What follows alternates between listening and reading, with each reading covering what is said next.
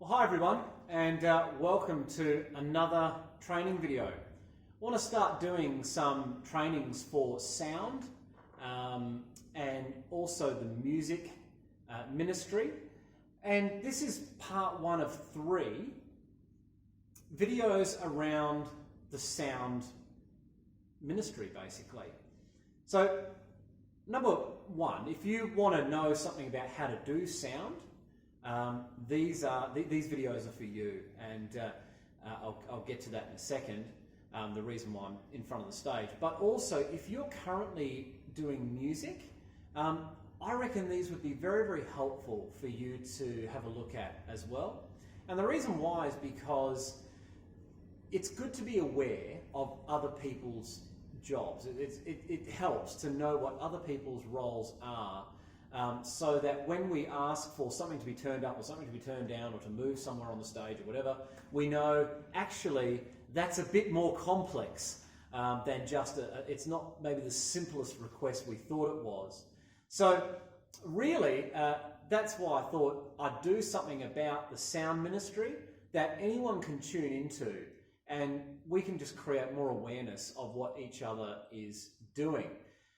I'll try my best. I actually started off doing sound before anything else when I was a teenager. That was the first kind of roster I jumped on to get back involved in church when I sort of came back to the Lord. So, I'll try and remember everything I can. On to why we're starting here. So this is video 1 of 3. And there's going to be 3 different places that we go to in this training series. First of all, obviously, is the stage. And I'm actually just going to rotate the camera in a minute when I sort of show you some things on the stage. The next time will be in the back area where the amps are. And I'm just going to position it so you won't necessarily see me, but you'll hear my voice. Just going to position it at the amp so you can see all the buttons and what they do as we walk through that. And then, of course, lastly, we will be up on the sound desk. So, yeah, time to get on with this one. So I'm going to jump up now, and I'm going to rotate the camera just a touch so you get a full view of the stage, and we will have a chat about some of what's going on, on the stage. Just 1 second.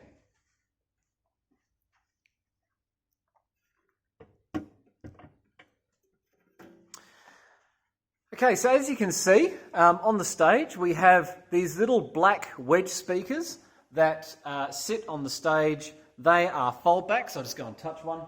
So these things here.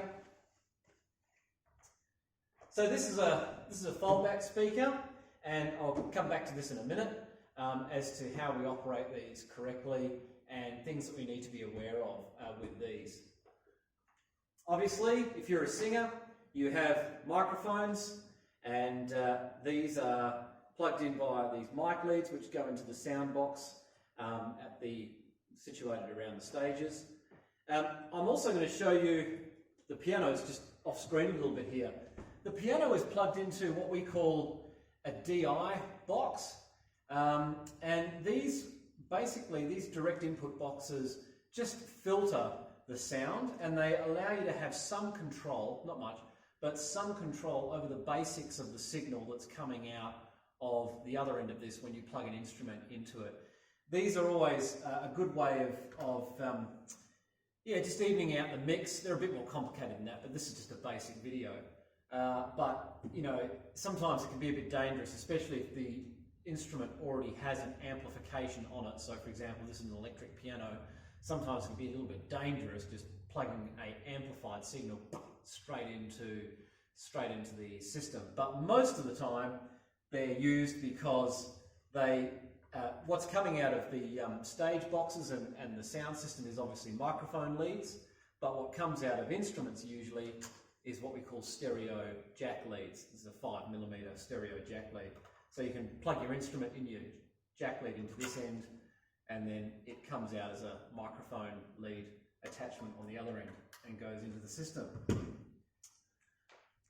So there's a couple of things to be aware of with how we use the stage, and this is one of the reasons why I wanted to start this video up at the stage.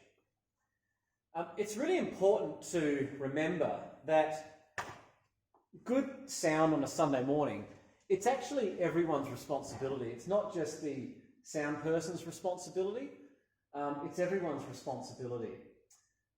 So, why do I say that? Why do I say that?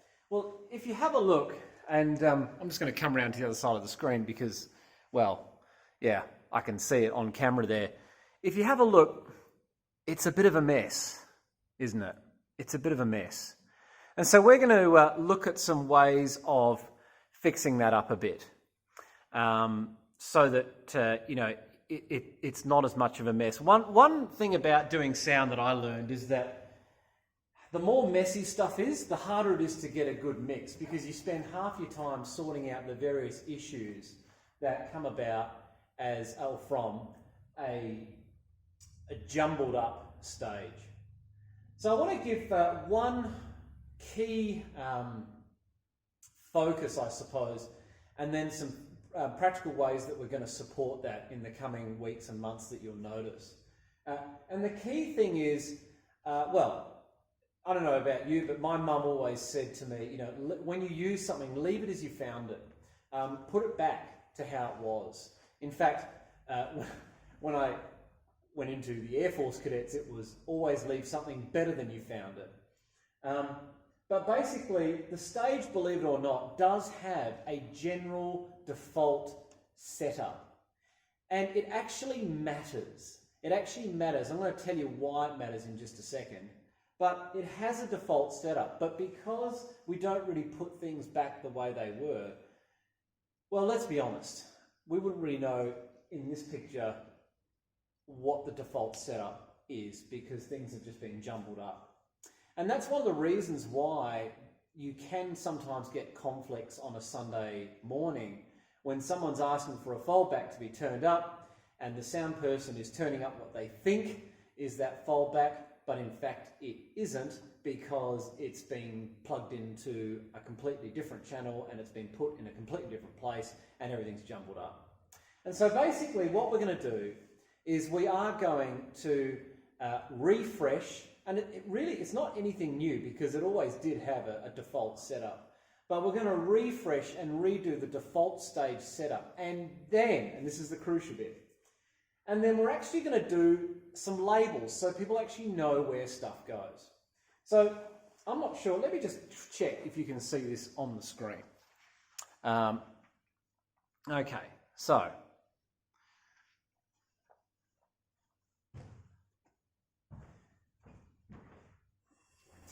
here we have a foldback speaker here. This particular foldback speaker is just a foldback speaker. However, it is currently plugged in. This grey cord is basically what the sound desk calls stage front left. Front left, okay? Over there it's front right. The names themselves don't necessarily matter as much as you might think. The point is that they must correspond with what the sound desk says they are. So, because this foldback speaker is plugged into stage front left, then really it needs to be put at the front left of the stage, which would be just over there. That's fine, except that sometimes, as you can see, this has already got quite a lot of cord coming out of it, and this is sort of almost in the middle of the stage. It's not in the front, it's at the middle of the stage. Sometimes what happens is people pick up foldbacks and move them to where they want them, to the point where they're no longer front left or rear right, or where the keys are, or the drum foldback is sometimes used for a piano or whatever. Now, again, hear me out. That's fine, but you need to realise that when you ask to be turned up, the sound person doesn't know what foldback you're using if you move it all around, okay? The other thing that can happen as well is that each foldback speaker, just give me a second. Each foldback speaker has chords which link them together.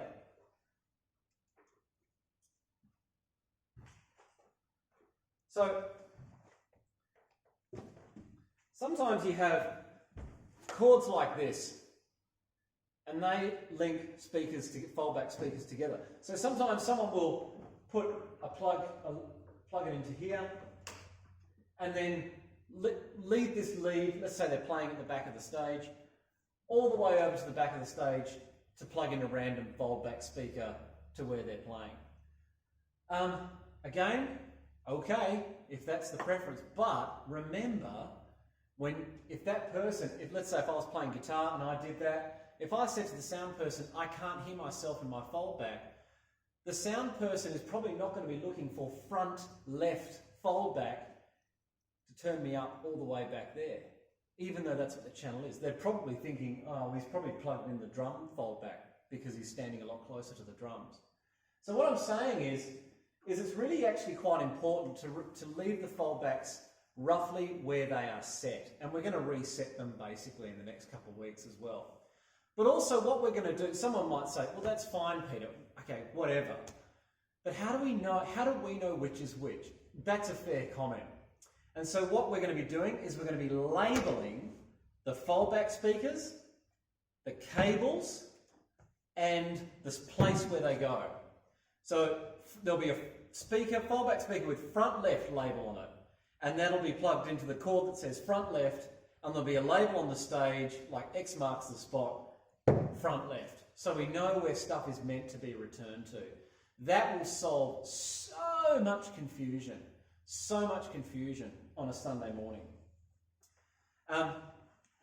Getting back to these foldback speakers for a second individually. I'm going to do something so you can see them up close.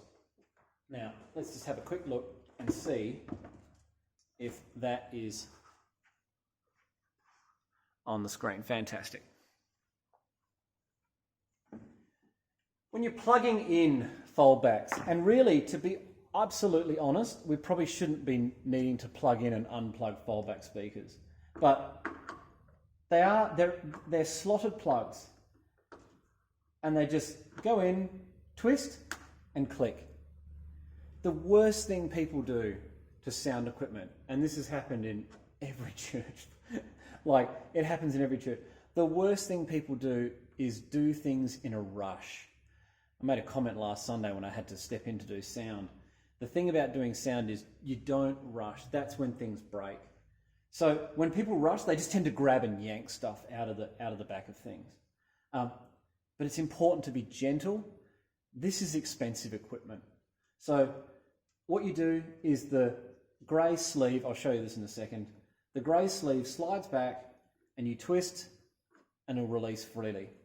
That is a spring-loaded sleeve there that slides back. That's the foldback speakers and their plugs. One other thing, or a couple of other things. It's the same with the microphones. Let's just grab a microphone here. I think sometimes the confusion happens because with jack leads, one sec. Jack leads are a simple pull out and put back in, but even so, don't pull them from there. It's pull from there, you know. So, I mean, they are a bit more simple, but XLR or microphone leads are not that simple. Again, worst thing people, here's a microphone. So the Shure SM58 has been the industry standard microphone for the best part of 30-something years. They're a fantastic microphone. They used to retail for about $280. They've probably come down in price now. But, you know, this thing is really tough. But it's expensive still. So it's not like we can just abuse it.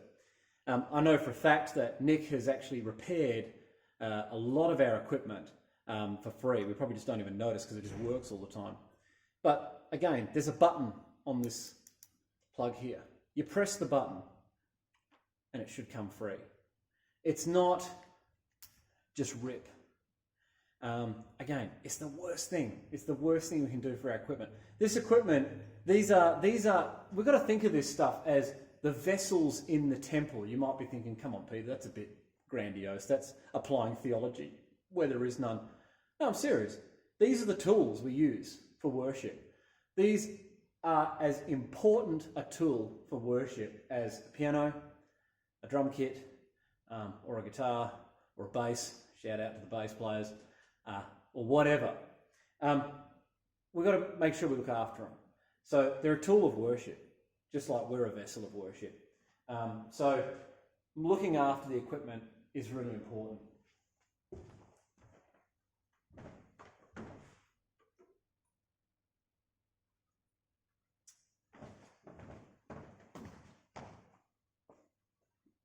So lastly, come back into frame. So there are some other things to just be aware of, but before I go on to that, let's just cover those three basic things.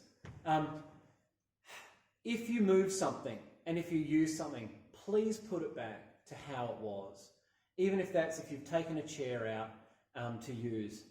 After the service, please place it back. Let's keep the stage neat, leave it as you found it. In fact, leave it better than you found it. The second thing will be, when it's done, pay attention to that arrangement. Look at the labels. Don't just connect a fold back from front left so that for you to use when you're standing at the back right hand side of the stage. It's going to be extremely hard for sound guys to actually figure out where people are standing,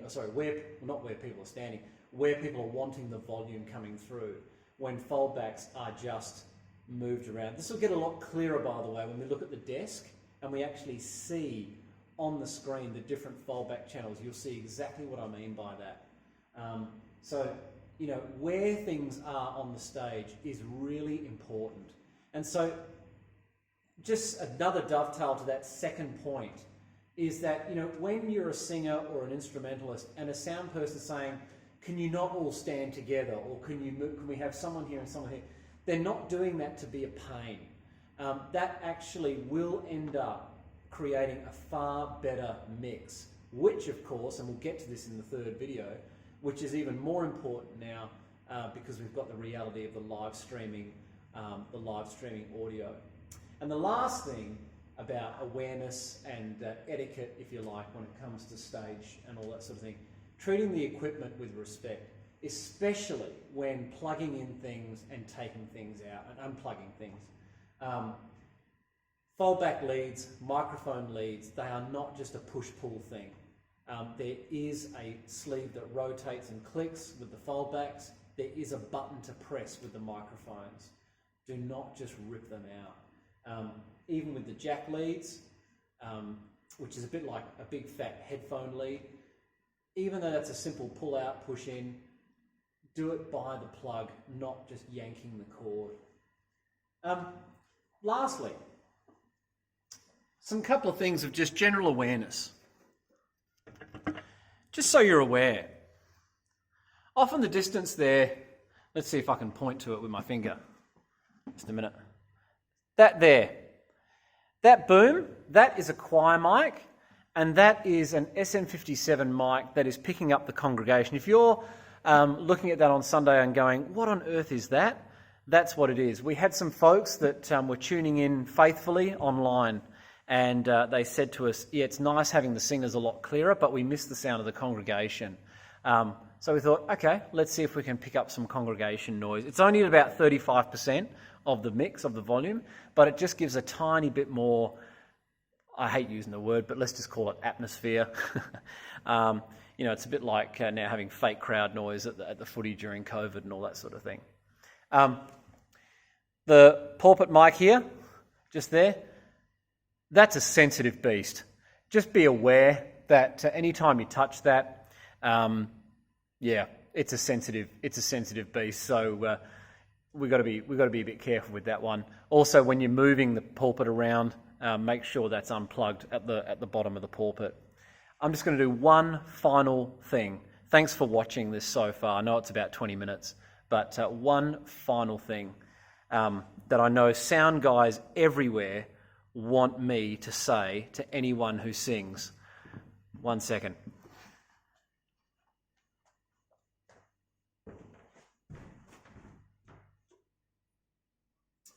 Here is a microphone.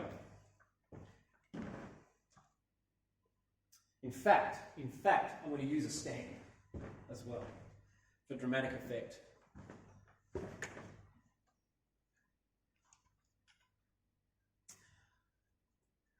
For some reason, it seems that, I don't know, maybe this happened as a result of the fall, who knows? But it seems that there are two types of people in this world.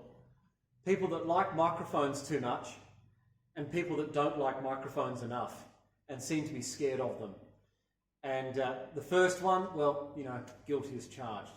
But the second type of person can be just as frustrating for a sound person. But it's not fair if you haven't been told. So here you go. Now you've been told. The worst single thing that you can do from a sound ministry perspective on a Sunday morning, if you are using a microphone, is do this.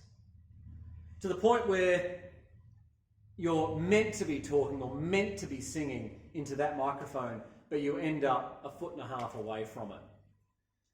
What tends to happen is sound folks will, using the sound desk, chase you with the volume. So people go back and they turn the volume up, and then people go, oh, I feel like I'm really loud. And then people go back even more, and they turn it up, and then it gets turned up and up and up and up, and then you start to, the mic starts picking up the ambient sound, and you get that horrible whoop kind of noise. You see, I've rehearsed it. I think that's a very good whoop, because we all know what it sounds like, right? But it's horrible. It's horrible. That's what happens when people do that. Remain at a constant and close distance. Yes, be close to the microphone, but don't just be close and then move away. And they go, I'm going to decide to be close again, because then, boom. You know, like when I've accidentally started on a Sunday morning really loud and I didn't realise that the mic was on quite loud and I've blown people's eardrums. Like that. Do not be scared of microphones. They don't actually bite. And actually the best thing, this is for those that are watching that want to get involved in sound training. One of the things that I always taught people that I train to do sound is the number one thing to do when people do start doing that and going back from the microphone is, rather than turn them up, actually turn them down. Because then the congregation will do your job for you. Here's what happens. Someone starts going back and they get quieter and quieter. And you turn them down rather than up. And then someone from the congregation says, we can't hear you, Fred. We can't hear you, John. Good. That's what congregations are for. It's church. We're gathering together. It's not a gig. We need to give each other feedback sometimes. It's always better for a congregation member to go, can't hear you, because that's far more pleasant to listen to than an almighty squeal or honk that's got everyone writhing on the floor. So stay close and consistently close to the microphone, especially if you're using a stand. I was always taught there should be less than a centimetre of variance backwards and forwards over a whole presentation. But anyway, there you go. So that is the beginning of the sound ministry presentation, the video one, which is all about the stage, because let's be honest, this is where it all comes from. This is actually where sound starts. Yeah, I get that there's amps in the back, but they just power the amplification of the sound. This is where mouths and fingers become the sound of worship. And so it's so important for us to be aware that what happens here is the beginning of a great mix. If it starts off well here, everything kind of looks, honestly, everything is a lot easier to do everywhere else. It sort of looks after itself a bit. But when it's hard up here, when people are not aware up here, when people are moving things around all over the place and it's messy up here, and when people aren't using equipment correctly up here, you've got to be an absolute magician to not blow someone's eardrums out. So It's so important that we're all aware. So in the coming weeks, you'll start to see some labeling of foldbacks, and there will be a bit of a stage map of a default setting of what the stage is meant to look like, and we'll try and get that done as soon as we can. Thanks for tuning in.